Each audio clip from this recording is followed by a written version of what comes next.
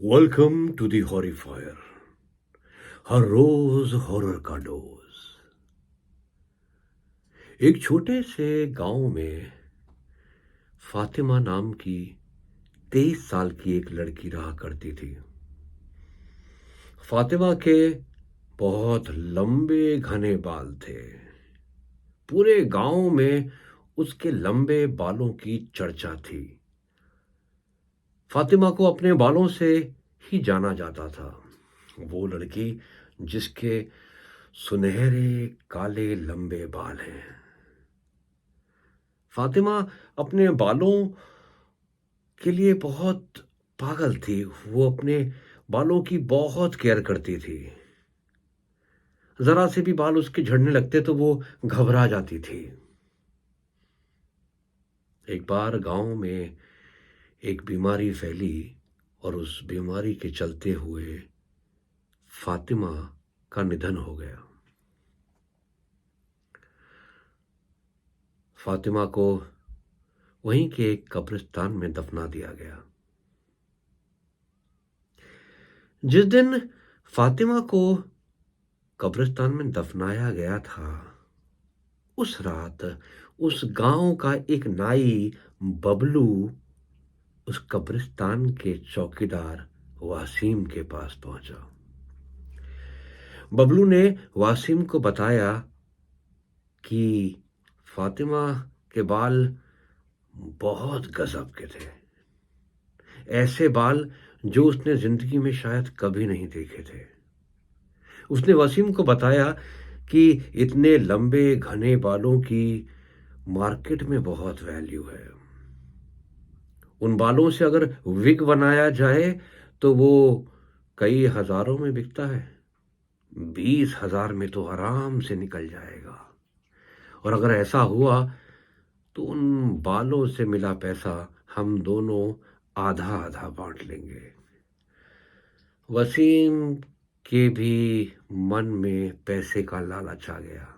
उन दोनों ने आधी रात को फातिमा की कब्र खोदी और उसकी लाश निकाल कर उसके सर से उसके लंबे घने बाल काट डाले। अगली सुबह बबलू एक बड़ी जानी मानी विग कंपनी के पास पहुंचा। उसने जब उन्हें वो लंबे बाल दिखाए तो विग कंपनी वाले हैरान थे इतने लंबे बालों को देखकर।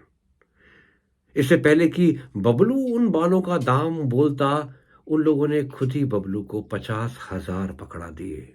20,000 मन में लिए बैठा बबलू को अब 50,000 रुपये मिल गए थे। वो बहुत खुश हो गया। उसने वसीम को 20,000 रुपये दिए और खुद 30,000 रुपये रख लिए। वसीम भी 20,000 रुपये देखकर हैरान था, मानो उसकी लॉटरी निकल गई थी। इतने पैसे, वो भी मरी हुई एक लड़की के बाल से, उसने कभी सोचा भी नहीं था। उधर उस विग कंपनी ने उन बालों का एक बहुत ही खूबसूरत सा विग बनाया। मानव और निहारिका की शादी को बस कुछ ही दिन थे और निहारिका का बड़ा मन था कि वो एक खूबसूरत सा विग पहने अपनी शादी में। उसने उस कंपनी से करीबन 1 लाख का वो विग खरीदा। अपनी शादी में वो बहुत खूबसूरत लग रही थी। हर कोई उसके बालों की तारीफ कर रहा था। रात को सुहाग रात जब होने को थी, तब मानव निहारिका के कमरे में आया। उसने दरवाजा बंद किया। निहारिका बेड में बैठे हुए अपने बाल बना रही थी। वही लंबे घने बाल। मानव ने निहारिका को बोला कि तुम बहुत खूबसूरत लग रही हो। आओ इस रात को हम और खूबसूरत बना लेते हैं। उसने जैसे ही निहारिका के कंधे पे हाथ रखा, निहारिका एकदम से पीछे मुड़ी। उसकी आंखें लाल हो रखी थी और फिर उसने अपने बाल झटकना शुरू किया और बाल उसके पूरे फैल गए। वो बाल लहराने लगे मानो अपने आप हवा में उड़ रहे हो और वो जोर से चिल्लाई, निहारिका नहीं, फातिमा हूं मैं। ये देखकर और सुनकर मानव की हालत खराब हो गई। वो कमरे से बाहर भागा और उसने सबको बताया कि निहारिका को कुछ हो गया है। ये सुनकर घर वाले जब कमरे में पहुंचे तो निहारिका शादी के जोड़े में अपने बाल फैलाए हुए बैठी हुई थी और वो बस ये कह रही थी कि मैं निहारिका नहीं हूं,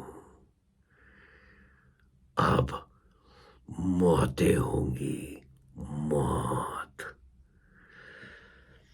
निहारिका के घर वालों को भी ये बात पता चली। वो भी बहुत घबरा गए थे। वो भी सब मानव के घर आ गए और हर किसी ने अपना अपना नुस्खा आजमाने की कोशिश करी। किसी ने डॉक्टर को बुलाया, किसी ने झाड़ फूक वाले को बुलाया। झाड़ फूक वाला जब निहारिका के कमरे में पहुंचा तो वो समझ गया कि वो निहारिका नहीं थी, वो कोई और थी। और उसकी बॉडी में जो और चेहरे में जो शक्ति और तेज था, उससे निपट पाना उनके बस की बात नहीं थी। उसके बाल हवा में लहरा रहे थे और वो बस बोल रही थी, मौतें होने को है, मुझे परेशान मत करो। किसी के कहने पर वहां पर डॉक्टर आया और अपने साथ 2-3 लोगों को लेके आया। उन्होंने बड़ी मुश्किल से निहारिका को पकड़ा और बेहोशी का इंजेक्शन लगा दिया। निहारिका इस बीच हंस रही थी।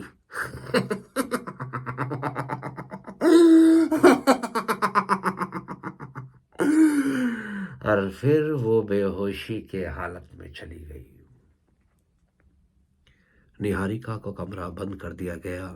उसे कुछ देर डॉक्टर ने रेस्ट करने को बोला था कि कोई उसे डिस्टर्ब नहीं करेगा। उधर उस शाम को बबलू उन पैसों से नई साइकिल खरीद कर शहर से अपने गांव लौट रहा था। वो रोड से जा रहा था। साइकिल बहुत मस्त चल रही थी कि तभी बबलू को लगा कि एकदम से साइकिल चलाते हुए उसे भारीपन लगा, मानो साइकिल अपने आप भारी हो गई। उसे लगा कि पीछे साइकिल के कैरियर में कोई बैठा हुआ है। उसने पीछे मुड़कर देखा तो वहां उसे निहारिका बैठी हुई दिखाई दी, एक लड़की जो शादी के जोड़े में थी और उसके बाल उसके चेहरे के आगे आए हुए थे। ये वही लंबे सुनहरे काले बाल थे जो उसने कब्र से निकाले थे फातिमा की लाश से। बबलू एकदम डर गया और पीछे से निहारिका ने उसकी गर्दन पर हमला किया। बबलू का डिसबैलेंस हो रहा था पर न जाने ऐसा क्या हुआ कि साइकिल अपने आप बीच रोड की तरफ चली गई और तभी एक बड़ा ट्रक आया और बबलू को कुचल के वहां से चले गया। उस रात वसीम कब्रिस्तान के अपने चौकीदार वाले कमरे में बैठा 20,000 रुपए के नोट गिन रहा था। वो बड़ा खुश था।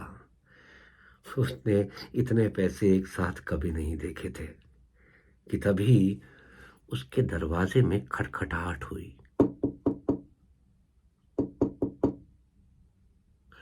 वसीम पैसे छुपाकर दरवाजे की तरफ बढ़ा। उसने दरवाजा खोला, वहां पर कोई नहीं था। उसने इधर-उधर देखा, मगर कोई नहीं था।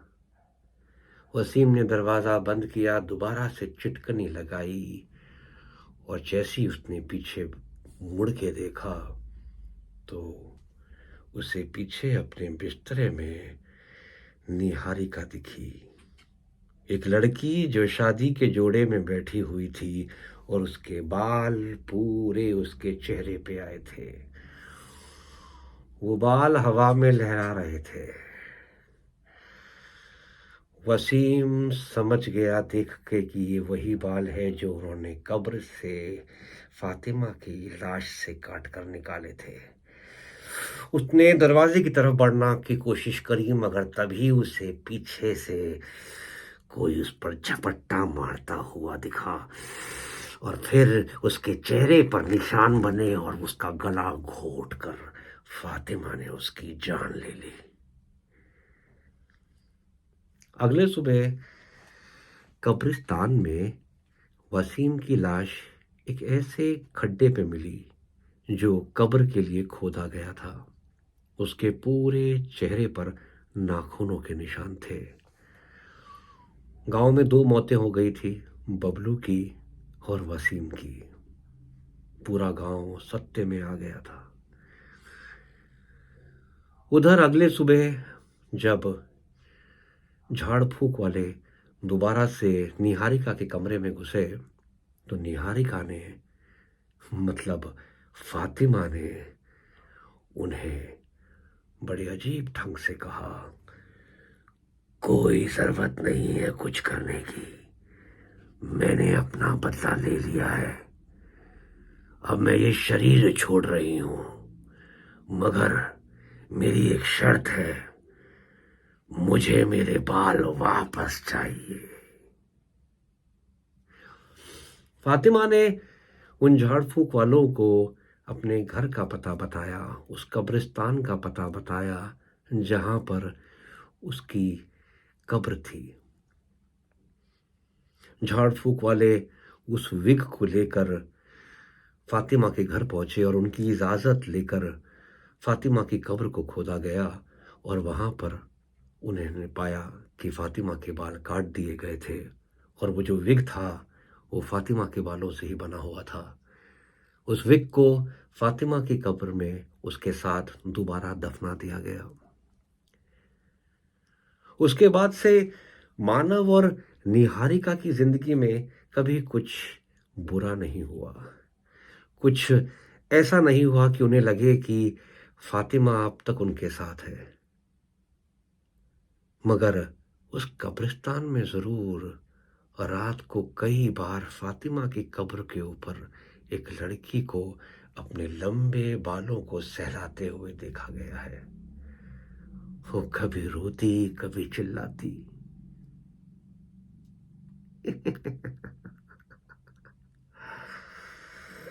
अगर आपको ये कहानी ज़रा भी पसंद आई हो तो प्लीज़ सब्सक्राइब, लाइक और कमेंट ज़रूर कीजिएगा। इससे हौसला बढ़ता है। Thank you.